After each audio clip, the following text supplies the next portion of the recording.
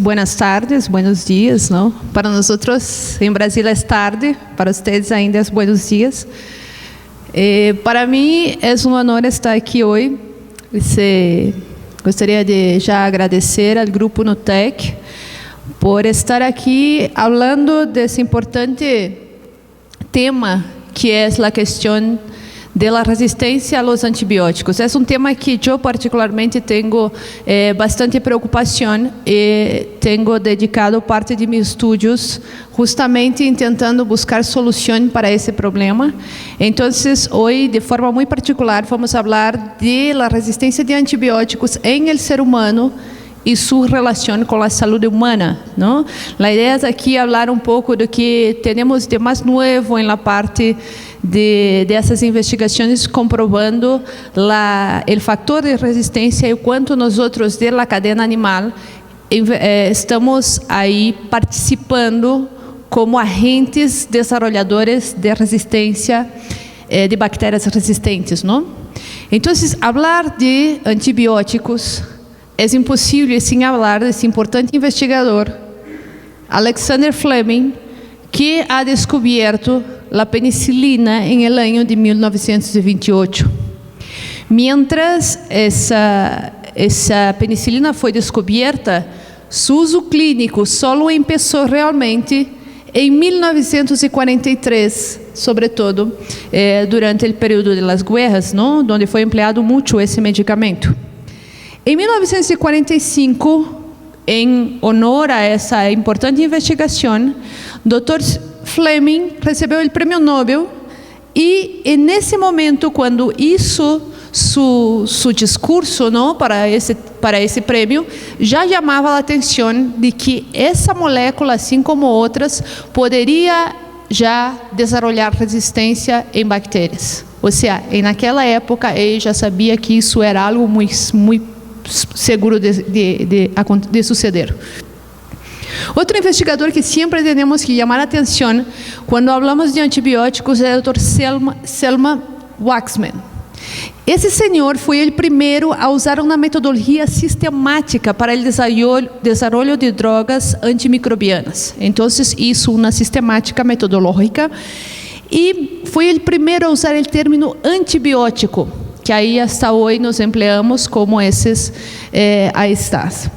Esse senhor descobriu mais de 20 diferentes tipos de antibióticos e foi o grande responsável, então, por os anos de ouro de los antibióticos, que é descrito como os anos entre 40 e 60, onde a maior quantidade de los antibióticos foram desenvolvidos, não? Em 1943, esse investigador apresentou ao mundo o primeiro tratamento efetivo contra a tuberculose e, para tanto, ganhou o Prêmio Nobel de Fisiologia e Medicina em 1952. A importância de serem prêmios nobres é basicamente porque os antibióticos hizo uma grande diferença em el controle de las enfermedades. Antes de los antibióticos, éramos como se tratássemos e estivéssemos em uma guerra sem ter armas. Solo com o desenvolvimento de los antibióticos é que controlamos a maioria de las infecções. Então, por isso, esses senhores e muitos outros que estiveram nessa área ganharam esse prêmio, não? Aqui temos uma tabla que põe o ano de descobrimento de alguns dos antibióticos, o ano que começou seu uso clínico e a resistência clínica. Começamos aqui, como já falei, da penicilina, descoberta em 28, com seu uso clínico em 1943 e a resistência clínica já descrita em 54. E para não tomar muito tempo, temos outras tantas aqui, mas falamos da gentamicina, descoberta em 63, usada clinicamente em 67 e em 68, um ano depois, já tinha a primeira descrição de resistência. Ou seja, a resistência bacteriana a los antibióticos não é nada novo, não? Aqui uma outra forma de promover o mesmo, não? Aqui estão as descobertas de los medicamentos, de los antibióticos, e aqui a resistência. Então, aqui as sulfonaminas, desenvolvidas entre os anos de 30 e 40, e que em 40 e 45 já foram apresentadas aqui com suas distintas resistências. E aqui as drogas mais jovens, aqui em 2000, a linezolid, descoberto em 2000, e que em 2003, 2004 já tinha resistência, e a dantomicina, descoberta em 2004, que em 2005 também tinha resistência. Ou seja, a resistência é algo claro e notório, e a história está aí cientificamente para comprovar. Bueno, a resistência a los antibióticos é o resultado de mutações ou adição de novos genes em bactérias que reduzem ou eliminam a efetividade de los antibióticos. É um termo bastante amplo, empleado não só para bactérias, como também para vírus e hongos, não? Há basicamente quatro mecanismos como as bactérias desenvolvem essa resistência, não? O primeiro deles são os cambios em la permeabilidade do fluxo do antibiótico. Ou seja, quando o antibiótico adentra a bactéria, não? Essas bactérias podem desenvolver condições rápidas de fazer o fluxo, ou seja, mandar afuera esse medicamento de maneira que não haja danos em la bactéria. Ou fazer resistência em la parede celular, modificar a parede celular de maneira que o antibiótico não pueda adentrar a la bactéria. O segundo mecanismo seria o câmbio químicos, seria a produção de enzimas, alterações genéticas na bactéria que produzem enzimas que podem então quebrar ou alterar a forma de los antibióticos de maneira que não tenham o mesmo efeito, não? Cambio en la estructura del blanco, o sea, los sitios de ligación de los antibióticos o de acción de los antibióticos en las bacterias también pueden ser cambiados. De esa forma la bacteria no tenía el antibiótico no tenía el efecto en la bacteria. Y la autoxtrofia, que sería cuando un antibiótico actúa sobre la forma como la bacteria utiliza los nutrientes, o sea, si la bacteria utiliza un determinado nutriente y el antibiótico actúa en la forma como ela usa esse nutriente, ela simplesmente cambia o nutriente e dessa forma se tornam resistentes. Lo mais importante é que, además de existir distintos mecanismos de ação de los antibióticos, como por exemplo aqui, las beta-lactams que atuam na parede celular, as fluoquinolonas que atuam na síntese de ADN, cada uma com distintos mecanismos de ação, pero esses mecanismos de resistência podem ser o mesmo para distintos antibióticos, aunque tenham distintos mecanismos de ação. Por exemplo, o flujo atua tanto sobre as beta-lactamas como atua sobre as fluoquinolonas, aunque as duas tenham mecanismos distintos. Então, isso prova que uma vez uma bactéria desenvolve uma resistência a uma droga utilizada nesse momento, esse mecanismo de resistência pode ser também efetivo contra outras drogas. Ou seja, o desenvolvimento de resistência a uma bactéria pode ser também desenvolvimento de resistência a outras drogas. E essa bactéria adquire a resistência por coisa que pode suceder com ela própria, ou seja, em um determinado grupo de bactérias que se utilizou o antibiótico, ela cambia, então, utiliza esses mecanismos de resistência e dessa forma se torna resistente, e as outras que não fizeram esse câmbio genético não são resistentes. Pero uma vez que ela hizo esse câmbio em seu material genético que la tornou resistente, ela pode, por contato, através de los plasmídeos, de bacteriofagos, transmitir essa resistência a outras bactérias, mesmo bactérias de outras espécies. Ou seja, por exemplo, se hoje, e isso é algo que eu vejo muito em empresas que eu trabalho em Brasil. Às vezes, vamos a uma determinada empresa e isolamos uma bactéria, uma E. coli, por exemplo, ou uma salmonela, que é resistente a mais de 10, 15 antibióticos e às vezes até alguns antibióticos que nunca foram usados na empresa, há mais de 10 anos. Então, isso vai mostrar que, e aí quando pegamos essa salmonela e pegamos uma coli da mesma empresa, as duas têm similaridade em termos de resistência, ou seja, o câmbio dessa resistência pode passar de uma espécie de bactéria a outra espécie. Isso é importante saber, não? E a resistência aos antibióticos é um fenômeno ecológico natural e é um produto de milhões de anos de evolução.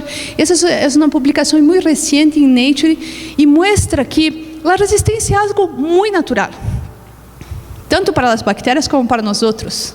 Os resistentes são os que sobrevivem.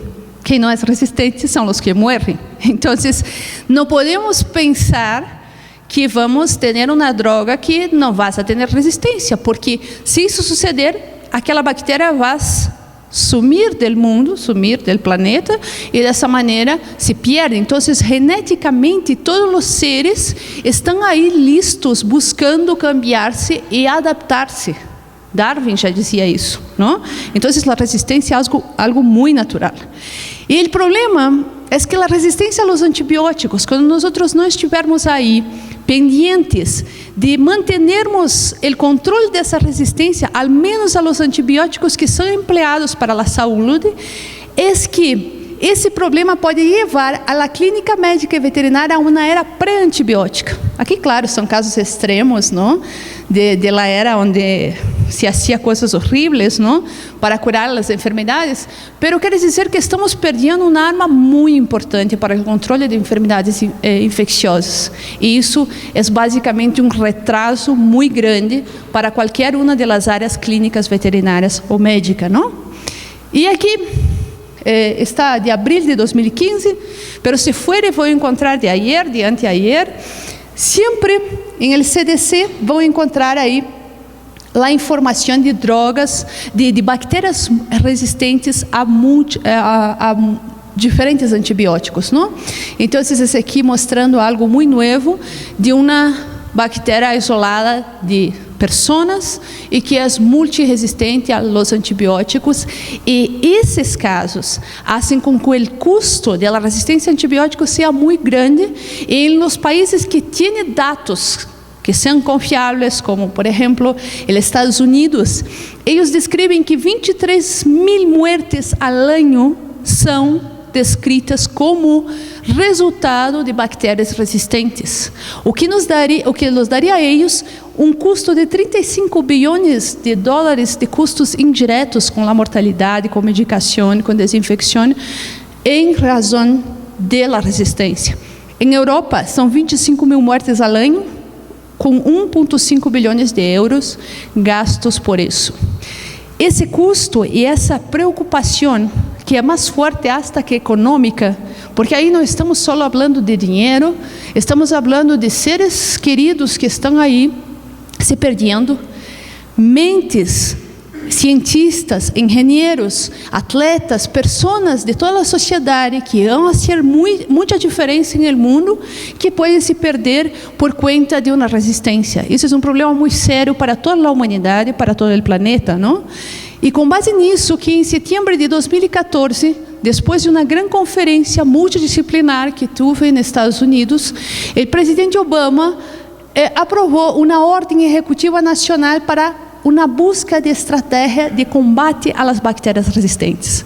E é multidisciplinar, por quê? Porque o controle desse problema não se dá só em uma parte. É fundamental a multidisciplinaridade dentro desse sistema, não?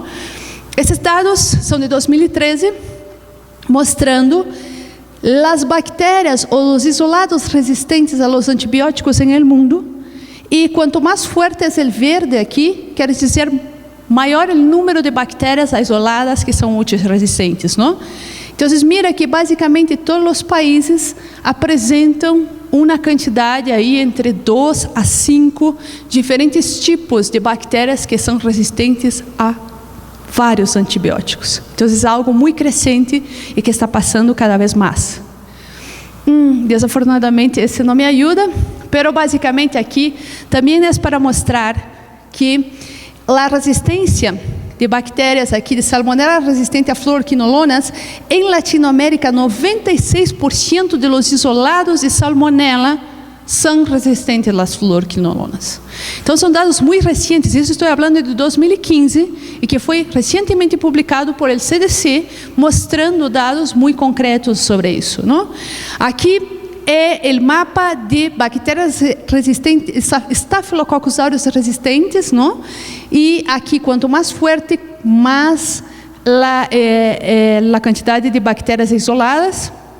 E, desafortunadamente, Brasil e México não têm dados. Então, nem todos os países ainda têm realmente levado em sério a importância de buscar e de verificar o que está passando. Aquilo mesmo em relação a E. coli, resistente a beta-lactamases, não?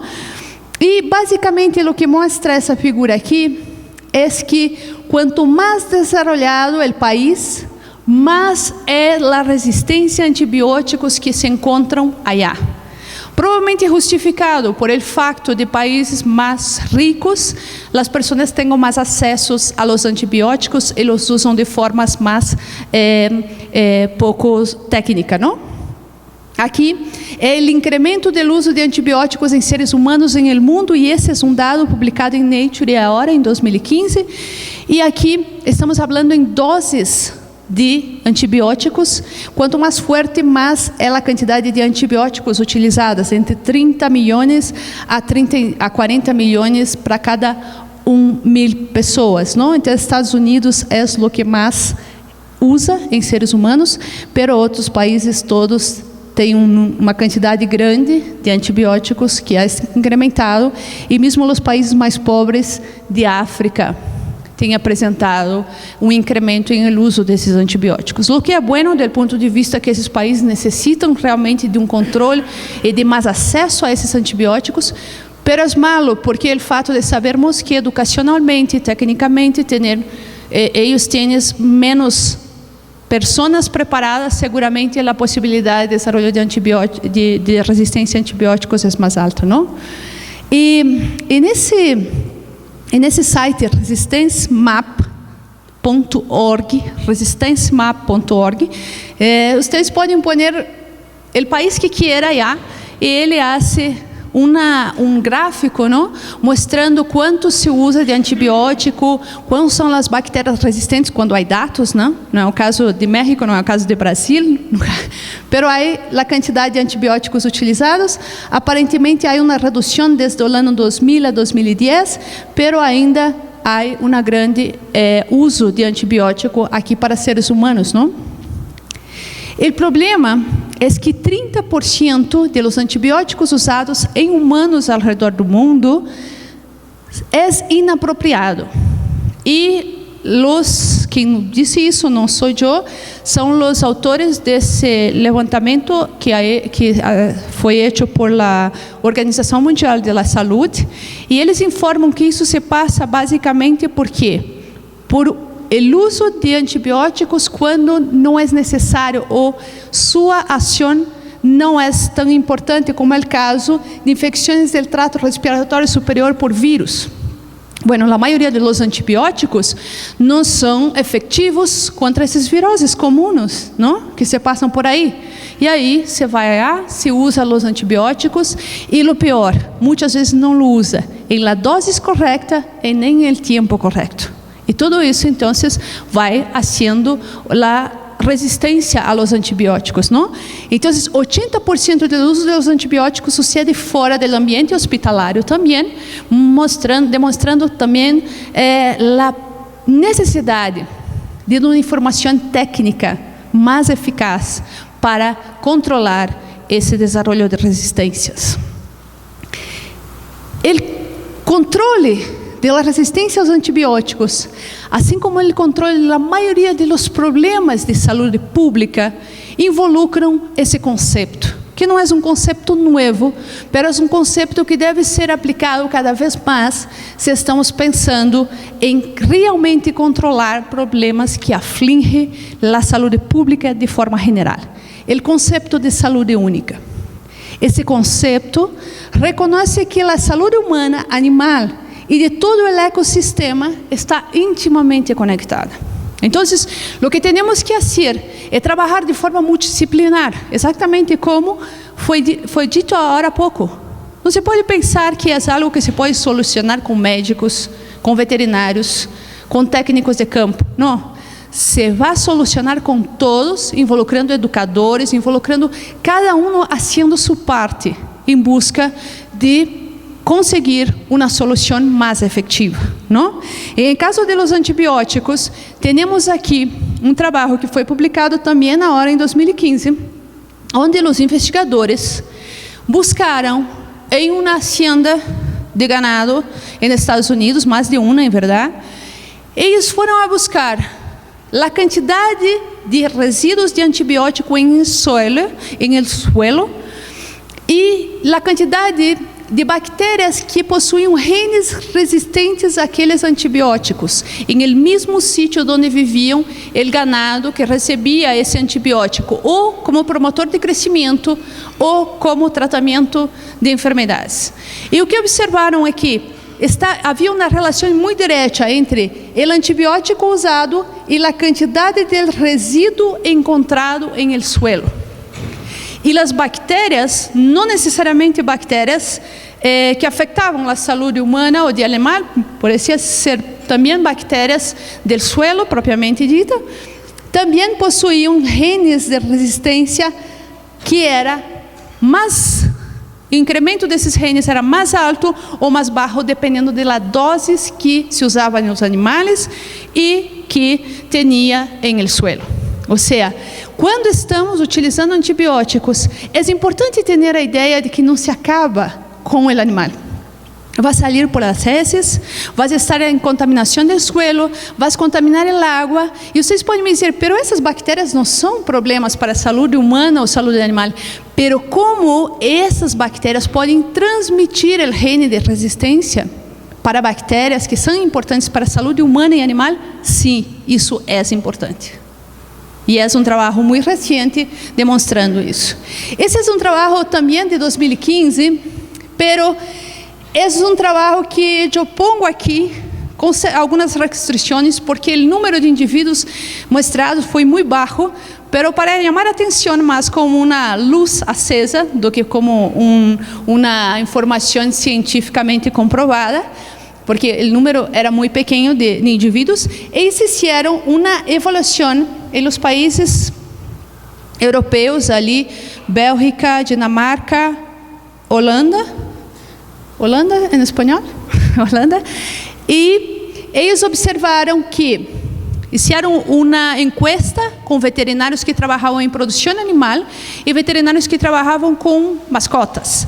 E observaram que não só encuestas, como fizeram também suaves de las narinas, e observaram que as bactérias resistentes que estavam presentes em los animais também estavam presentes em los veterinários que trabalhavam com esses animais.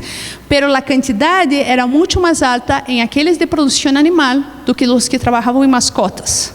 Então, chama a atenção, porque normalmente em mascotas, e eles informaram isso em el paper, normalmente mascotas são tratadas em hospitais ou com uma prescrição mais cercana do veterinário. E quando se trabalha em produção animal, uno hasta pode prescrever, pero a quantidade, a forma e a condição como esse antibiótico vai ser ofertado aos animais é muito variável. Então, pode se cambiar muito mais rápido a resistência do que em os outros, não? E nesse trabalho de Nature, em maio de 2015, hizo uma revisão também sobre a relação entre os antibióticos utilizados em produção animal, se podem ou não chegar a ser um problema para os seres humanos. Em verdade, a maior parte dessa revisão se debateu em cima de um trabalho publicado em 2012 pela doutora Tara Smith, que lo hizo em la Universidade de Ohio.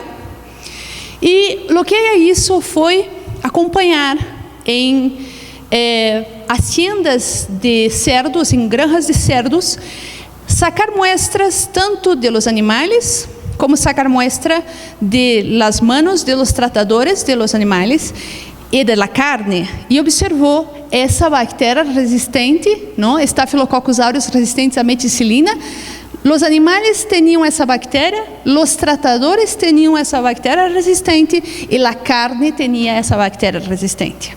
Então, se comprovou sim que essa passagem de los animais para os seres humanos se passa, pero lo que não é possível ainda por la complexidade do sistema é correlacionar lo quanto essa bactéria resistente em esses tratadores pode chegar hasta os hospitais, hasta a casa das pessoas e lo mesmo isto se passar de um lado a outro. Ainda não se comprovou isso, pero há hipóteses que são muito claras e passíveis de passar.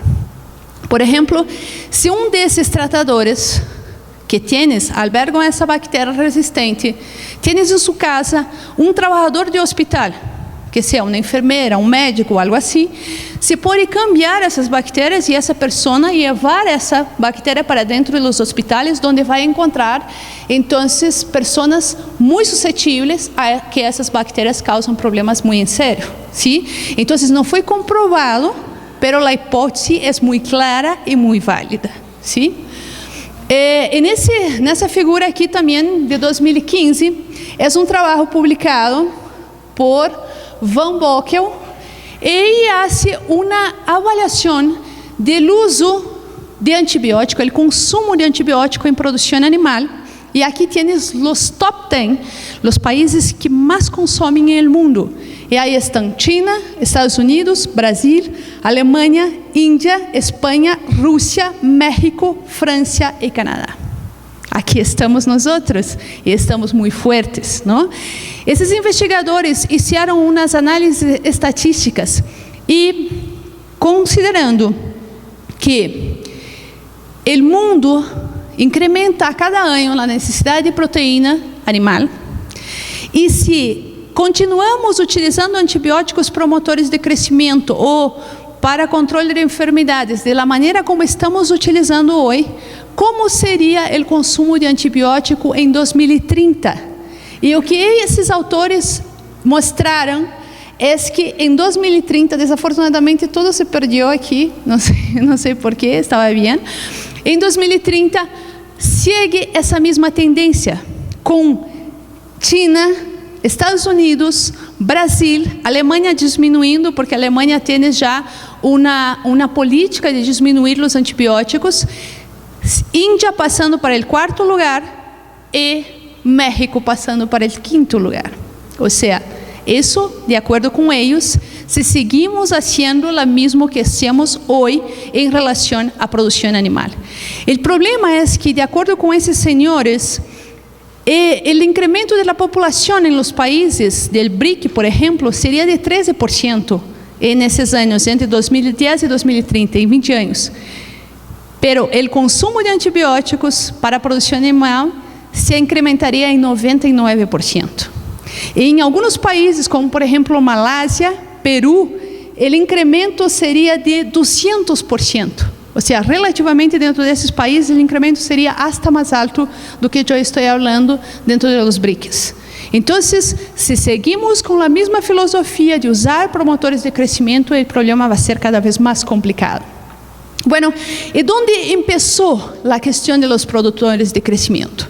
Bueno, la primera vez que se hace la descripción del uso de los antibióticos como promotores de crecimiento en aves y cerdos fue en finales de los años 40 e inicio de los años 50 por los doctores Moore y Jukes. Eles descreveram que quando se utilizava doses bajas de alguns antibióticos que não eram absorvidos por el trato gastrointestinal de animales, ellos tenían una mejora, no en ganancia de peso, pero en eficiencia alimentar. E ellos, en esa época, demostraron que eso era posible, provavelmente no por el efecto del antibiótico en el animal, porque teóricamente no debería ser absorbido, pero por la acción de esos antibióticos en las bacterias del tracto gastrointestinal, una vez que Coates demonstrou que não havia efeito quando se utilizava animais livres de patógenos. Então, se observou que o efeito tinha que ser em el microbioma. E um trabalho recente que foi feito em ratones, se observou também o impacto dos antibióticos em la microbiota. Esse trabalho é de 2012 E aqui, o objetivo maior era evaluar o controle de Clostridium difficile, não? Então, esses ratones, em el primeiro dia, a quantidade de Clostridium difficile está aqui, em torno de 1 milhão de unidades formadoras de colônia, não? E o difficile é esse roxo aqui, e a quantidade de colores que vocês veem aqui quer dizer a quantidade de variabilidade de bactérias que há em trato gastrointestinal. 24 horas depois, sem usar antibiótico, o mesmo animal teve um incremento na quantidade de Clostridium difficile, que foi inoculado, não? E a diversidade microbiana também aí se mantivia.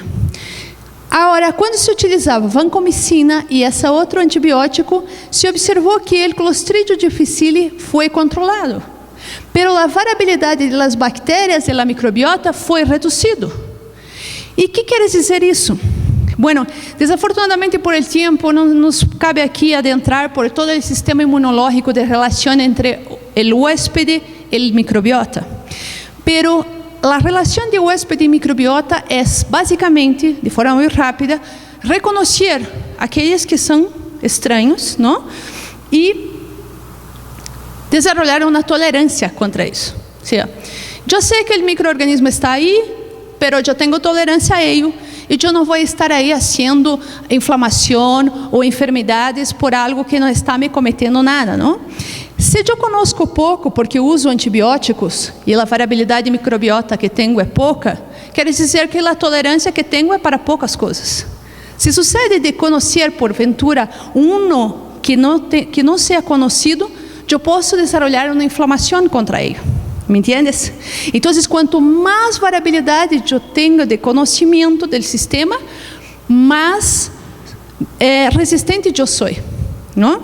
E isso é claro, já foi comprovado também, que quando a pessoa é assim exposta a mais antígenos, normalmente tem mecanismos que la mantém muito mais resistente. Então, quando nós usamos o promotor de crescimento, sim, há uma melhora de performance, sim, claro, mas, pero está relacionada a uma maior suscetibilidade do indivíduo. Se algo passar em termos de manejo, biosseguridade ou algo assim, esse animal vai se quedar muito mais enfermo do que se nós solamente controlássemos essa diversidade. Sim? Em um trabalho aqui de 2015, esses autores demonstraram, fizeram uma meta-análise, ou seja, tomaram todos os trabalhos de produção animal de aves, cerdos e ganados, de bovinos, e verificaram nos anos 80 quanto era atribuído de melhora em performance relacionado a antibióticos, promotores de crescimento, e fizeram o mesmo com trabalhos publicados nos anos 2000. E o que observaram? Para ganado, 7% da melhora em ganância estava relacionada ao uso de antibiótico, para aves 4%, para cerdos 9%. Pero mirando trabalhos mais recentes, esse efeito dos antibióticos promotores de crescimento caiu para 3% em ganado bovino, 0,7% em aves e 1% em cerdos. O que passou? Passou limpeza, desinfecção, biosseguridade, melhor nutrição, vacunas, ou seja, é possível termos melhora sem usar solo antibiótico quando usamos outras ferramentas que não são antibióticos e que só tenhamos resultados hasta melhores do que usando solamente antibióticos, não? E como já foi falado aqui, por mais que nós outros não tenhamos legislação, nós outros não temos uma legislação tão forte no Brasil, creio que México também não há, Latinoamérica por si não deve ter legislação muito forte para o controle do uso de antibiótico em produção animal. Pero aqui está McDonald's, Tyson. Seguramente seus filhos comem McDonald's. Seguramente isso passa na escola. E seguramente toda a comunidade, em poucos anos, vai estar falando que não queres comer nada que tenha promotores de crescimento antibiótico. Aunque não tenham leis, vamos a ter uma pressão muito forte do mercado consumidor para que isso se passe. Essa informação aparece cada dia e cada vez mais cercana de todos nós outros. Então, vai ser ou por uma questão que eu quero que seja dessa maneira. Como professora, me gostaria muito que o cambio em el uso de antibiótico em produção animal não se passasse por causa de uma pressão comercial, e sim por uma questão de bom senso e desenvolvimento de nós outros como técnicos. Pero se isso não suceder, seguramente o mercado consumidor vai fazê-lo. Sim? Então, não vamos a pensar que vamos estar aí trabalhando muito tempo com essas drogas aí em mercado, não? Então, de acordo com a Organização Mundial de Saúde, as recomendações para a redução do uso de antibióticos mundialmente seriam melhorar os níveis de sanidade, qualidade de água e imunização. Não só para animais, para seres humanos também. Quando temos melhor nutrição, quando temos controle de tudo isso, seguramente as pessoas se tornam menos enfermas e a necessidade do uso de medicações mais baixa. Melhorar o controle de infecções em hospitais e o uso de antibiótico de forma muito direcionada. Diminuir políticas que estimulem o uso de antibióticos. Ou seja, temos que incrementar o custo dos antibióticos, temos que exigir que os antibióticos sejam prescritos, aunque nós outros às vezes é pouco molesto que para algumas coisas necessitamos a buscar informações mais técnicas, isso é fundamental, é importante que assim seja, porque uno não sabe exatamente qual a dose, não sabe se é o momento e a automedicação tem que ser controlada, não? Diminuir ou proibir o uso de doses subterapêuticas de antibióticos em agricultura, não só em pecuária, como também sabemos que se usa na parte de plantação, e educar os profissionais. Eu creio que essa é uma parte muito importante. Educar para a importância dos antibióticos, para todos esses dados que estão aí claros, e são científicos, e são estatísticos, não? Em produção animal, é basicamente o mesmo, não? A Organização Mundial da Saúde disse que tienes que melhorar a biosseguridade, práticas de higiene e também a densidade. Vamos ter que aprender que talvez para ser isso temos que dar um passo atrás. Ou seja, para que tantos animais por metro quadrado?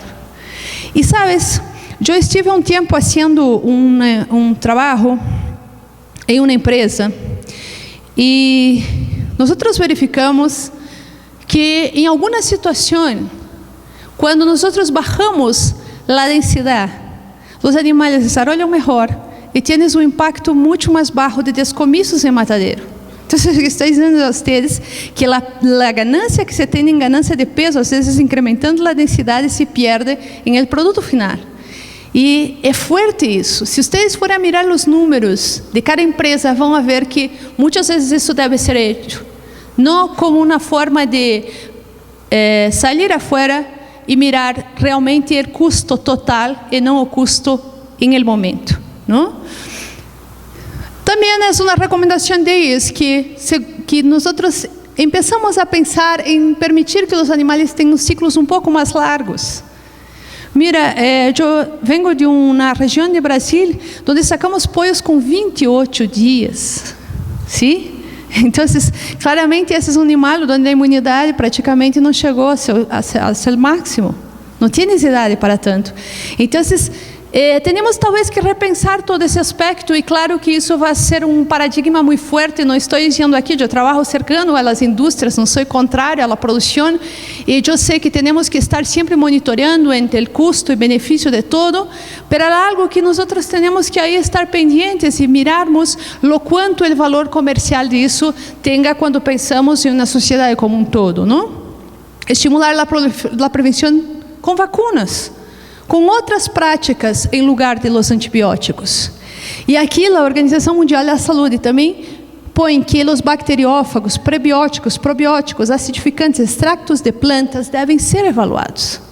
São ferramentas que talvez, quizá hoje, não estejam assim tão claras e tão diretamente comprovadas os benefícios em distintas formas de criação, pero são ferramentas que devem ser valoradas aí.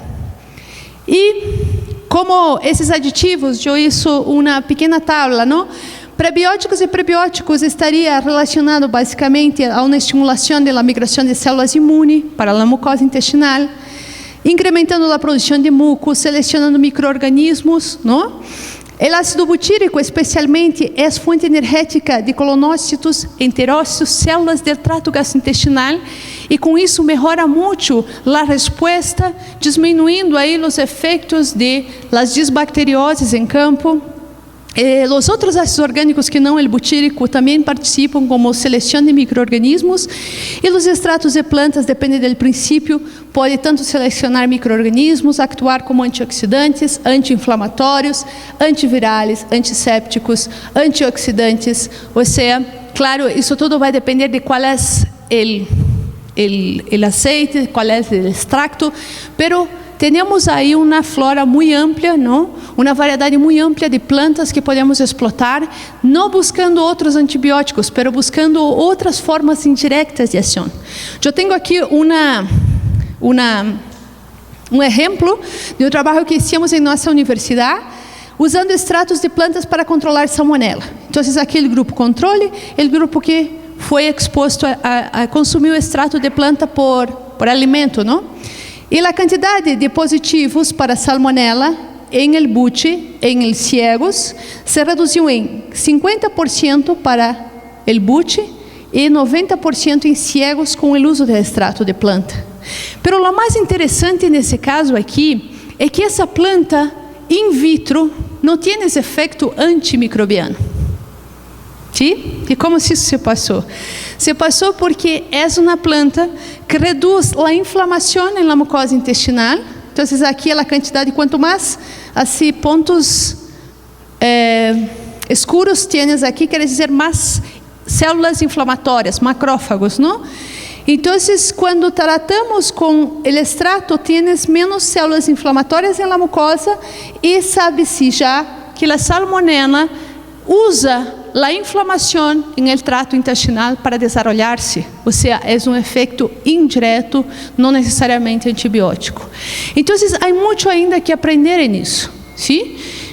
Portanto, como comentários personais disso, eu diria que a redução de los antibióticos promotores de crescimento será uma realidade para quem trabalha em produção animal, creiam ou não. Há uma pressão comercial, há uma pressão de los clientes, e eu espero haga uma pressão de ustedes mesmos como técnicos, sabendo que isso não é a melhor prática, que isso pode ser hasta contraprodutivo quando ustedes não hagam de forma controlada. Tanto para seres humanos como animais, os antibióticos vão continuar sendo utilizados, pero deve ser para salvar vidas e não para incrementar crescimento e desenvolvimento.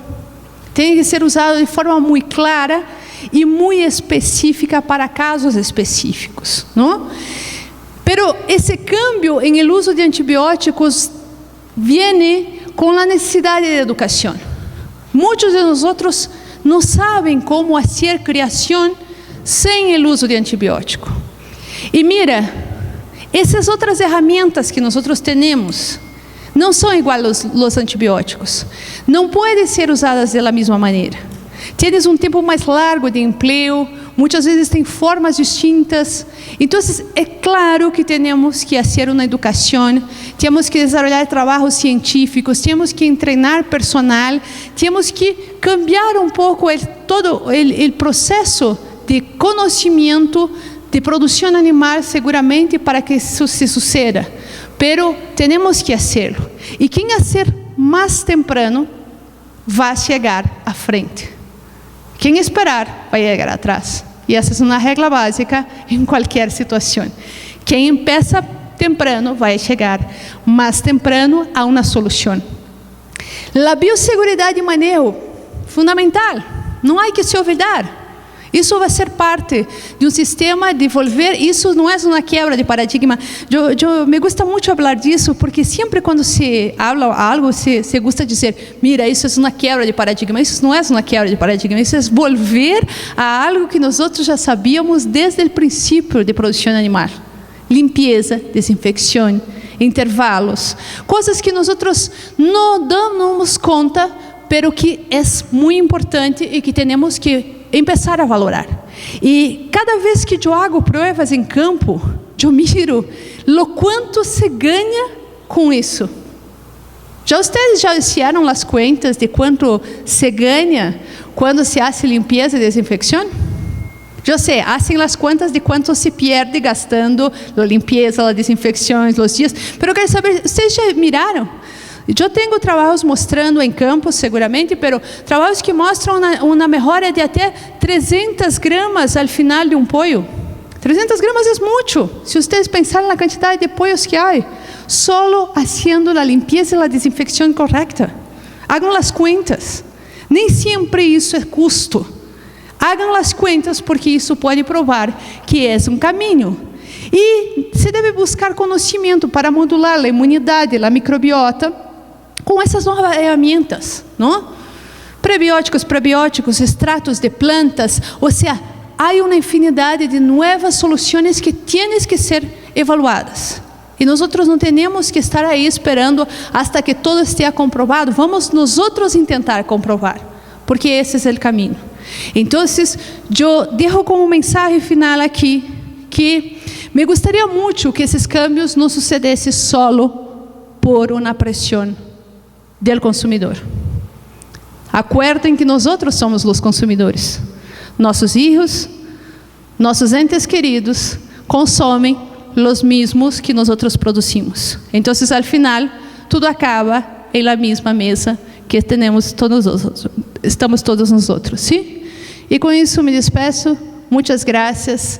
E aqui deixo meu correio, se alguém queira alguma informação adicional. Muitas graças.